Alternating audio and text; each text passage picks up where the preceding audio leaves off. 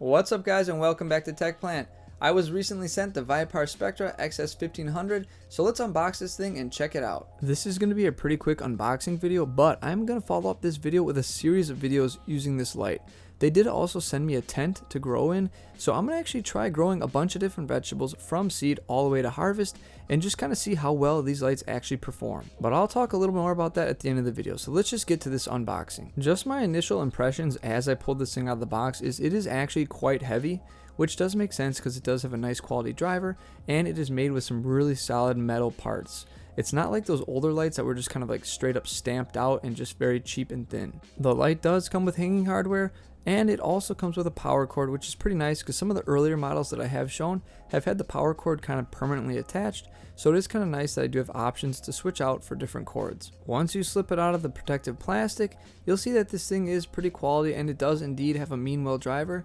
This is the biggest driver I've seen on any of the lights that I've gotten, so I'm guessing this one's going to pump out quite a bit of juice. I do like that the cord is detachable on this model, so you can choose whether you want a really long one or a short one, and it just gives you a little bit of modularity. This light does feature a nice dimming knob with quite a bit of range on it. However, it does not have a power switch, so as soon as you plug this light in, it will be on at whatever setting you have it set at. Something that I did notice was quite different on this light than I see on most of these quantum board models is the back heatsink side has a lot of fins, which is really cool because this is really going to help out with your heat dissipation. The greater the surface area, the greater the heat dissipation, and some of the previous models I've shown are just kind of one big flat sheet of aluminum, which is nowhere near as efficient for removing heat as these fins are. So this is a very good upgrade, even though it does add a little bit to the weight of the light. The VIPARSPECTRA actually uses the Samsung LEDs, which I'm really happy about because those seem to be the best in the industry at the moment. It has a really good mix of 3K, 5K, and then some red LEDs and some IR LEDs, so your lights will get a pretty darn good spectrum. This one is kind of a general purpose one, and it doesn't have like a clear focus for veg or blooming, so you don't have to worry about buying two separate lights. This light can go from pretty bright to seriously bright pretty quickly by just a quick spin of the dial. I always like these adjustable lights because I believe it gives you a lot more flexibility in what you're growing for the price of one light. That way you're not buying a bunch of different lights to service different kind of steps in the plant's life. Like usual, I like to plug these into a watt meter and just kind of see where we're at with the wattage and how much it's consuming at each level of dimness. On its lowest setting, we're sitting at about 8 watts. And then if we max it out, we're looking at about 160 watts.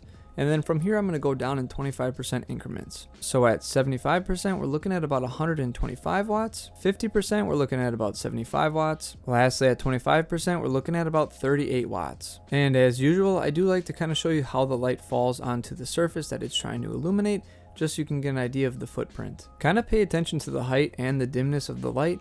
Again, I think the real power of dimming these lights is when you're starting out your plants, when they're just seedlings, you really don't need to pump that much wattage into them if you put the light nice and close. And then as they slowly start to mature and grow larger, you can kind of increase the wattage as you bring the light upwards. That way you're not just sitting at max wattage hanging 3 feet above your plants, wasting a ton of energy.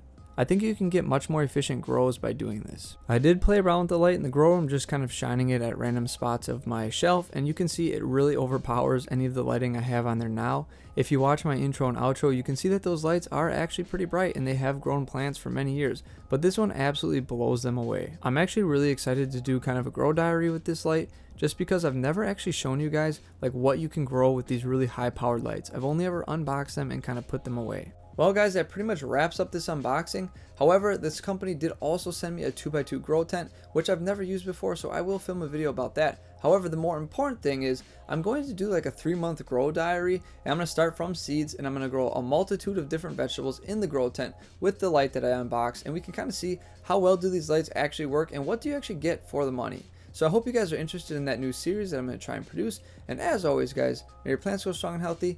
I'll see you next time.